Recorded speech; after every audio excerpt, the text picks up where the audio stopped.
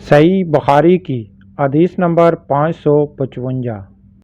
رسول کریم صلی اللہ علیہ وآلہ وسلم نے فرمایا کہ رات اور دن میں فرشتوں کی ڈیوٹیاں بدلتی رہتی ہیں، اور فجر اور عصر کی نمازوں میں ڈیوٹی پر آنے والوں اور رحمت پانے والوں کا اجتماع ہوتا ہے۔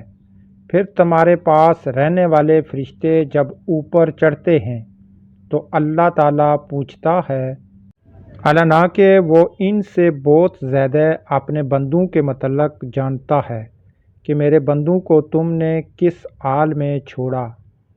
وہ جواب دیتے ہیں کہ ہم نے جب انہیں چھوڑا تو وہ فجر کی نماز پڑھ رہے تھے، اور جب ان کے پاس گئے تب بھی وہ عصر کی نماز پڑھ رہے تھے۔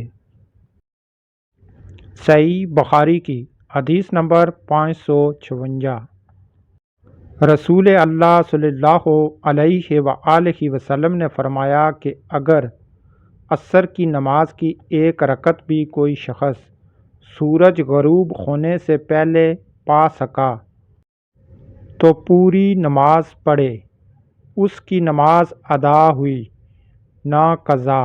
اس طرح اگر سورج طلوع ہونے سے پہلے فجر کی نماز کی ایک رکعت بھی پا سکے تو پوری نماز پڑھے۔ اس حدیث کے مطابق اگر آپ نے عصر کی نماز شروع کی اور ایک رکعت تک آپ کے پاس سورج موجود رہا، اور باقی 3 رکعات بھی آپ کو پوری کر لینی چاہیے، قضا نہیں کرنی۔